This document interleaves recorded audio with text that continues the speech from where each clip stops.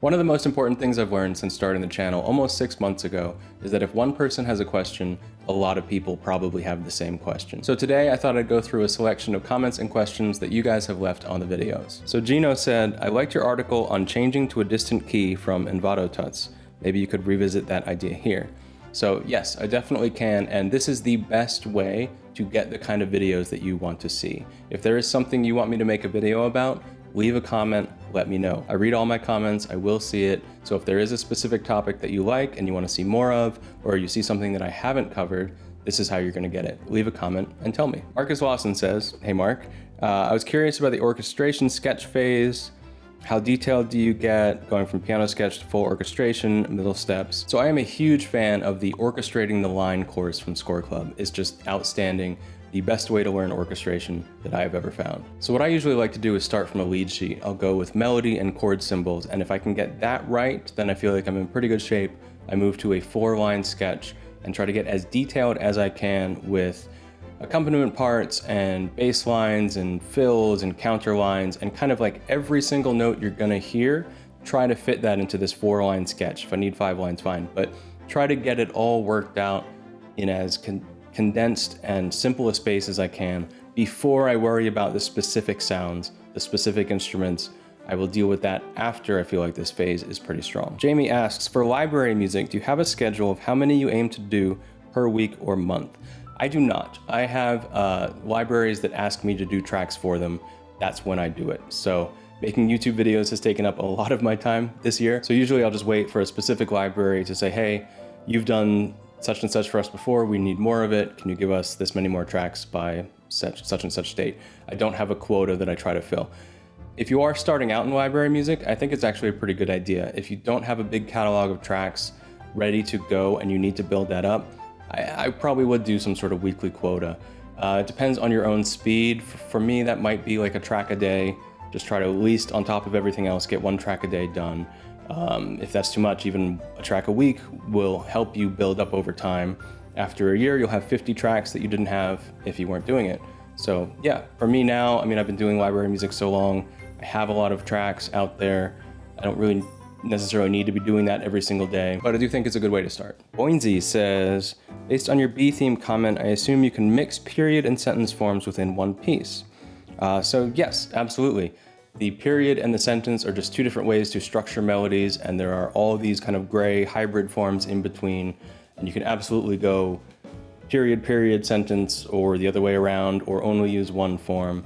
Something I really like to do is listen to pieces and try to figure out what form are they using in what certain moments. So for example, a lot of Mozart symphonies might start with a sentence and then the B theme is in the period form, and usually the in-between parts, the transitions, are sentence forms. So I like to kind of look at that. How does he balance using those different forms?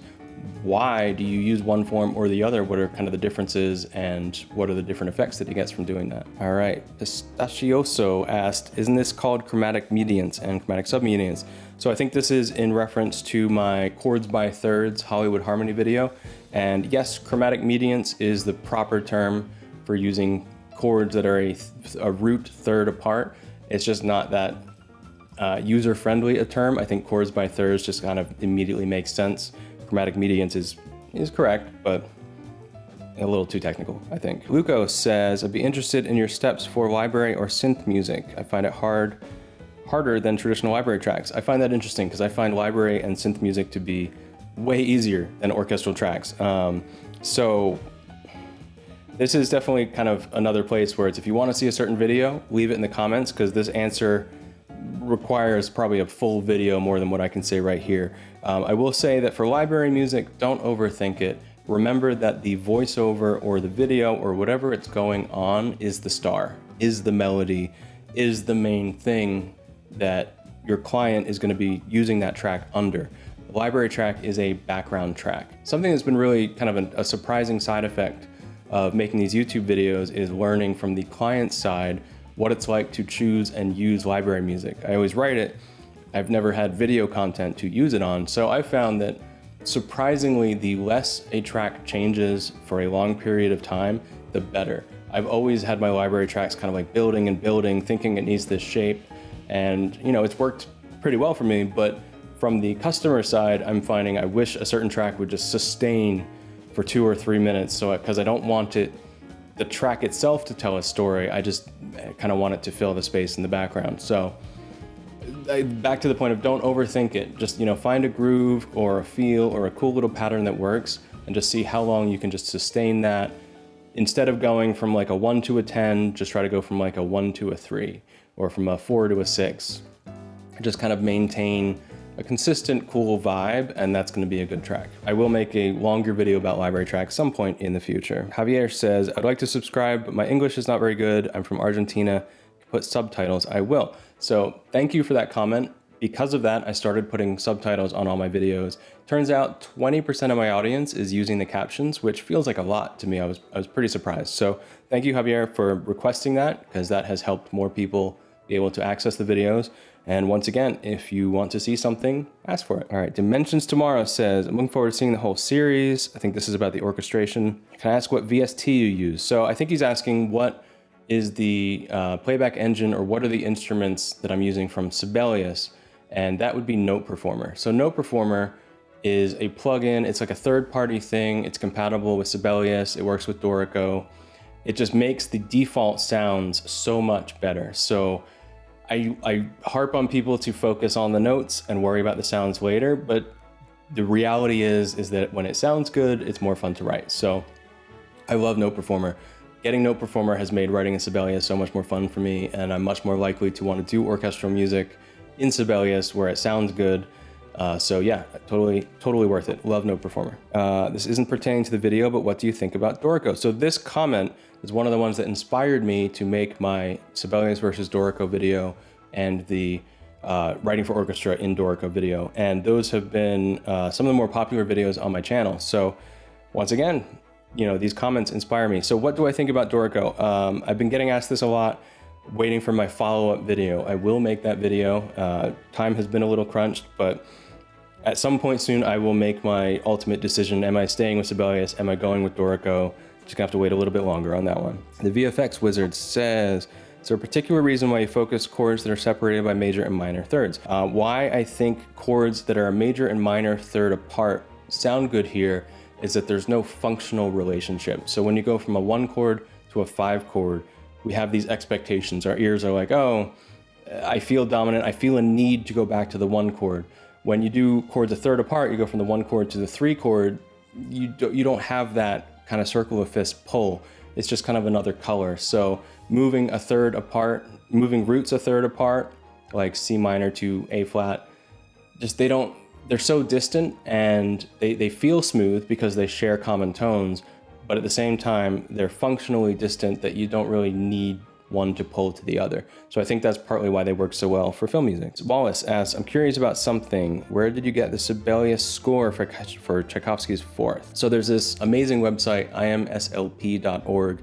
It has tons of classical music scores, orchestral and chamber music and solo music. So what I did for that video was go to imslp.org, download the Tchaikovsky, and input the notes myself actually into Sibelius. So it was a little bit time consuming, but I wanted the playback and I wanted to be able to hear it. And I also thought it was a good way to make sure that, you know, I was saying that this Tchaikovsky piece used this texture, but I wanted to make sure I was getting into the music and really making sure that I was accurate and I was giving you guys accurate information. So that's a great website. Ed asks, can you share the plugin you use that fast forward time does the writing for you? Looks very useful. So this is a question I've been wrestling with since I've started. Do people want to see the noodling and the mistakes and kind of the long time it takes sometimes to create these things, or do you want to see it get to the point? You want to see just what are the specific steps that move it forward? Because there have been some tracks I've written where I'll go for half an hour, for 20 minutes, and scratch it and completely start over and decide everything I'm doing is wrong. To me, that seems like a really boring video, but to some of you, maybe you want to see that. Maybe you want to see why I've decided to scrap it and how I got led the wrong way. So I need your feedback. I need you to tell me, yes, I want to see that, or maybe once every 10 videos I want to see that, or I never want to see that, but let me know. That is something I'm still wondering about. Mark asks, would you still look to avoid parallel fifths and octaves as you would normally?